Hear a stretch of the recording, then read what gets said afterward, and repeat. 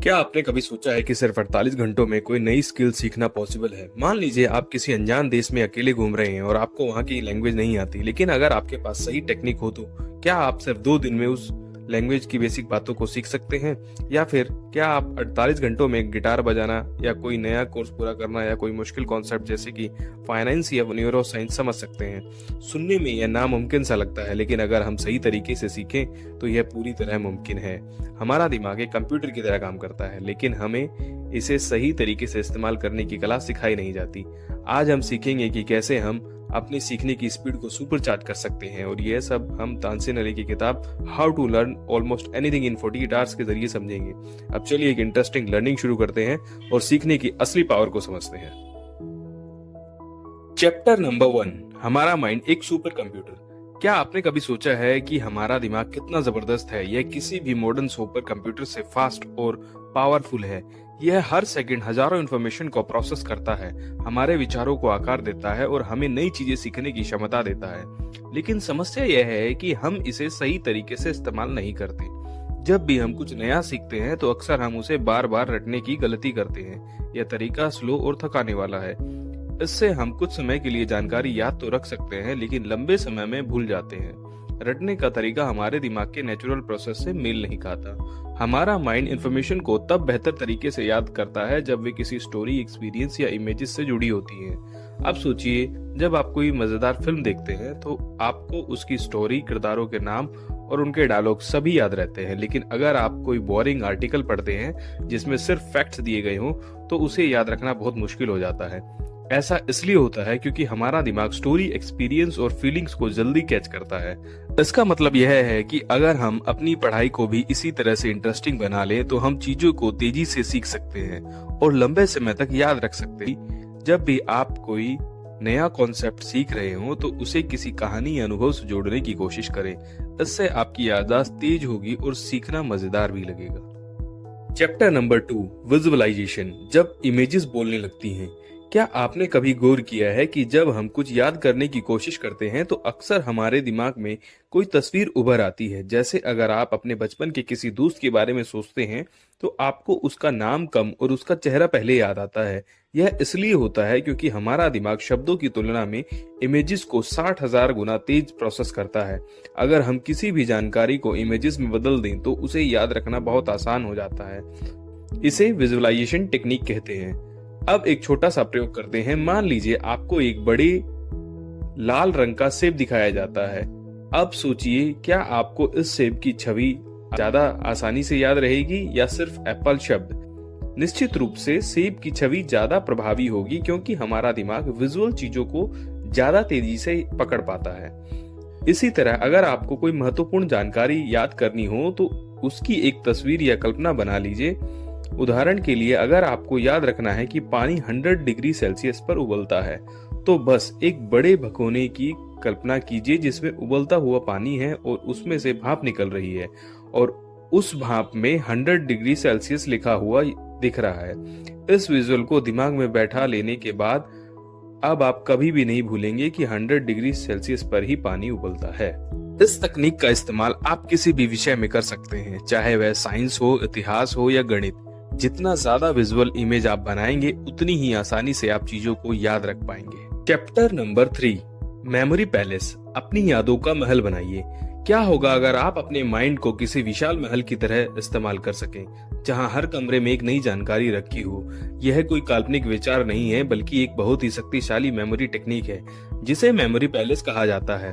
इस टेक्निक को पुराने समय में यूनानी और रोमन विद्वानों द्वारा यूज किया जाता था। यह कैसे काम करती है, समझिए।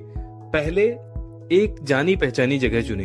यह आपका घर, स्कूल, ऑफिस या कोई ऐसी जगह हो सकती है जिसे बहुत अच्छे से आप जानते हैं।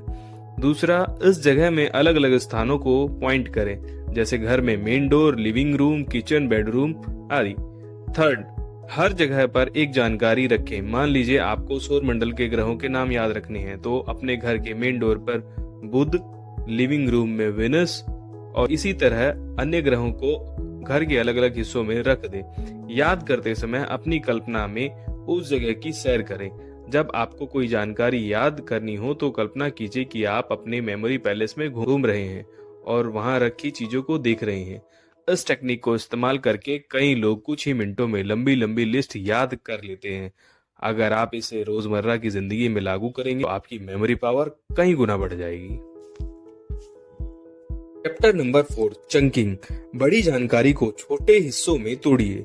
क्या आपने कभी नोटिस किया कि हमें कोई लंबा फोन नंबर याद करने में कितनी परेशानी होती है, लेकिन जब वही नंबर छोटे छोटे हिस्सों में तोड़ दिया जाता है तो उसे याद रखना बहुत आसान हो जाता है। फॉर एग्जाम्पल 9876543210 याद करना कितना मुश्किल है, लेकिन 9876543210 याद करना बहुत आसान है। इसे चंकिंग टेक्निक कहा जाता है। हमारा दिमाग एक साथ बहुत ज्यादा जानकारी को प्रोसेस नहीं कर सकता, लेकिन जब हम बड़ी जानकारी को छोटे छोटे हिस्सों में तोड़ देते हैं तो उसे याद रखना बहुत आसान हो जाता है। फॉर एग्जाम्पल, अगर आपको एक लंबी स्पेलिंग याद रखनी है तो उसे छोटे छोटे टुकड़ों में तोड़ लीजिए। जैसे अंग्रेजी के कुछ शब्द याद करने का उदाहरण है एनवायरमेंट, तो ENVIRONMENT, एनवायरनमेंट, तो इसको जोड़ेंगे तो पूरा एनवायरमेंट। Psychology, PSYCHOLOGY, psychology. इसी तरह अगर आपको किसी परीक्षा के लिए बहुत सारे कॉन्सेप्ट्स याद करने हैं तो उन्हें छोटे छोटे ग्रुप में बांट लें। उदाहरण के लिए, अगर आप इतिहास पढ़ रहे हैं और आपको भारतीय स्वतंत्रता संग्राम के बारे में याद करना है तो इसे इस तरह से बांट सकते हैं। 1857 की क्रांति, इसके मुख्य कारण और परिणाम, गांधी जी का आंदोलन, असहयोग आंदोलन, सविनय अवज्ञा आंदोलन, भारत छोड़ो आंदोलन, स्वतंत्रता के बाद की घटनाएं, संविधान निर्माण, पहले प्रधानमंत्री आदि। इस तरह से जानकारी को छोटे हिस्सों में बांटने से लंबे समय तक याद रखा जा सकता है। चैप्टर नंबर 5, डीप फोकस क्यों जरूरी है। हमारा माइंड एक सुपर कंप्यूटर की तरह काम करता है, लेकिन इसके सबसे बड़ी लिमिटेशन ये है कि ये एक समय में केवल एक ही चीज पर पूरी तरह से ध्यान केंद्रित कर सकता है। जब हम एक साथ कई चीजें करने की कोशिश करते हैं, जैसे कि पढ़ाई के दौरान नोटिफिकेशंस चेक करना, बार बार सोशल मीडिया स्क्रॉल करना या बैकग्राउंड में गाने सुनना, तो हमारा ध्यान बढ़ जाता है और लर्निंग की स्पीड स्लो हो जाती है। फोकस करने की क्षमता को बढ़ाने के लिए सबसे अच्छी टेक्निक पोमोडोरो टेक्निक है। यह टेक्निक कहती है कि अगर आप 25 मिनट तक बिना किसी रुकावट के पूरी तरह से पढ़ाई या किसी भी लर्निंग टास्क पर ध्यान दें और फिर 5 मिनट का ब्रेक लें, यह साइकिल 4 बार दोहराइए और फिर 20 से 25 मिनट का लंबा ब्रेक ले। यह टेक्निक दिमाग को रिफ्रेश रखती है और आपको लंबे समय तक फोकस बनाए रखने में हेल्प करती है। इसके अलावा फोकस बढ़ाने के लिए आप कुछ अलग अलग तरह के टास्क भी कर सकते हैं, जैसे डिस्ट्रैक्शन फ्री एनवायरनमेंट।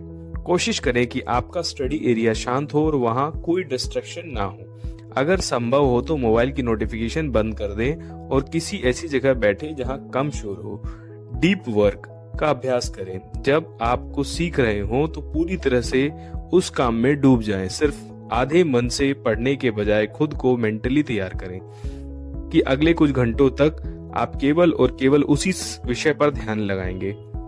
थर्ड है माइंडफुलनेस और मेडिटेशन। रोजाना कम से कम 5 से 10 मिनट ध्यान करें।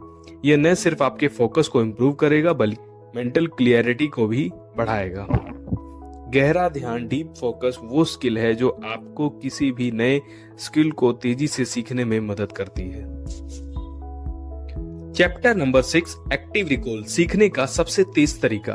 क्या आपने कभी महसूस किया है कि आप कोई किताब पढ़ते हैं लेकिन कुछ दिनों बाद उसका आधा भी याद नहीं रहता? ऐसा इसलिए होता है क्योंकि हमारा दिमाग पैसिव लर्निंग को जल्दी भूल जाता है। सिर्फ इंफॉर्मेशन को एब्जॉर्ब करने से कुछ हासिल नहीं होगा, बल्कि उसे बार बार एक्टिव रिकॉल करना पड़ेगा। एक्टिव रिकॉल एक बहुत ही पावरफुल टेक्निक है जिसमें आप खुद से बार बार सवाल पूछकर अपनी मेमोरी को टेस्ट करते हैं। मान लीजिए कि आपने कोई किताब पढ़ी है तो उसे दोबारा पढ़ने के बजाय खुद से सवाल पूछिए, इसका मुख्य विचार क्या था, इसमें कौन कौन से पॉइंट्स बहुत इंपॉर्टेंट थे, इसे किसी और को समझाना हो तो मैं इसे कैसे समझाऊंगा। अगर आपको जवाब याद नहीं आ रहे तो इसका मतलब है कि आपको उस टॉपिक को दोबारा पढ़ने की जरूरत है। एक्टिव रिकॉल से हमारा दिमाग जानकारी को लंबे समय तक स्टोर कर पाता है और लर्निंग प्रोसेस और इफेक्टिव बन जाता है। इसके अलावा आप फ्लैश कार्ड्स का भी इस्तेमाल कर सकते हैं। फ्लैश कार्ड छोटे छोटे इन्फॉर्मेशन चंक्स होते हैं जिन्हें आप बार बार देख सकते हैं और खुद से सवाल पूछ सकते हैं। चैप्टर नंबर 7, सिखाकर सीखें, अल्टीमेट ट्रिक। क्या आपने कभी गौर किया है कि जब आप किसी चीज को किसी और को सिखाते हैं तो वह आपके माइंड में और ज्यादा क्लियर हो जाती है। यह कोई संयोग नहीं है, यह एक साइकोलॉजिकल प्रिंसिपल है जिसे एक प्रोटेज इफेक्ट कहा जाता है। जब हम किसी जानकारी को पढ़ते हैं तो हमारा दिमाग उसे पैसिवली ऑब्जर्व करता है, लेकिन जब हम किसी और को समझाते हैं तो हमारा दिमाग उस जानकारी को ऑर्गेनाइज करता है, उसे सरल बनाता है और नई तरीके से सोचने की कोशिश करता है। हम इसे कैसे यूज कर सकते हैं? सबसे पहले किसी दोस्त को समझाइए। मान लीजिए कि आपने कोई नया कंसेप्ट सीखा है, तो उसे किसी दोस्त, भाई बहन या अपने पेरेंट्स को समझाने की कोशिश करें। सेकंड, ब्लॉग लिखें या नोट्स बनाएं। आपने जो सीखा है, आप उसको ऑर्गेनाइज करने का एक और तरीका है कि आप उसे लिखकर या किसी ब्लॉग या डायरी में संक्षेप में समझाएं। थर्ड है, वीडियो रिकॉर्ड करें। अगर आपको लिखना पसंद नहीं है तो अपने फोन में एक छोटा सा वीडियो बनाएं और उसमें देखें कि आपने कैसे उसको समझाया है, क्या क्या वर्ड्स आपने यूज किए और कैसे आपने उसको दोहराया है। यह टेक्निक आपके लर्निंग प्रोसेस को और ज्यादा पावरफुल बना देगी। चैप्टर नंबर 8, स्पेस्ड रिपीटिशन, सही समय पर दोहराना। सीखने का सबसे बड़ा दुश्मन है भूलना। आप कुछ भी कितना भी अच्छे से पढ़ लें, अगर आप उसे दोहराएंगे नहीं तो आपका माइंड उसे धीरे धीरे भूल जाएगा। इसे रोकने के लिए स्पेस्ड रिपीटिशन सबसे कारगर तरीका है। स्पेस्ड रिपीटिशन का मतलब है आप किसी भी सीखी हुई चीज को एक स्ट्रक्चर तरीके से बार बार उसका रिवाइज करें। पहला रिवीजन, जब आप पहली बार कोई नया कॉन्सेप्ट सीखते हैं तो अगले ही दिन उसे दोबारा से रिवाइज करें। दूसरा रिवीजन 3 दिन बाद रिवाइज करें। तीसरा रिवीजन 7 दिन के बाद रिवाइज करें। चौथा रिवीजन 1 महीने बाद उसे रिवाइज करें। इस टेक्निक को अगर आप लगातार अपनाएंगे तो आपको कोई भी जानकारी सालों तक याद रहेगी। चैप्टर नंबर 9, सही लर्निंग स्टाइल पहचाने। हर इंसान का सीखने का तरीका अलग होता है। कुछ लोग इमेजेस देखकर जल्दी सीखते हैं, कुछ लोग सुनकर, कुछ लोग खुद करके। इसलिए अपने लर्निंग स्टाइल को पहचानना बहुत जरूरी है। विजुअल लर्नर्स, अगर आप चीजों को डायग्राम्स, फ्लो चार्ट्स और इमेजेस के जरिए आसानी से समझ पाते हैं तो आप एक विजुअल लर्नर है।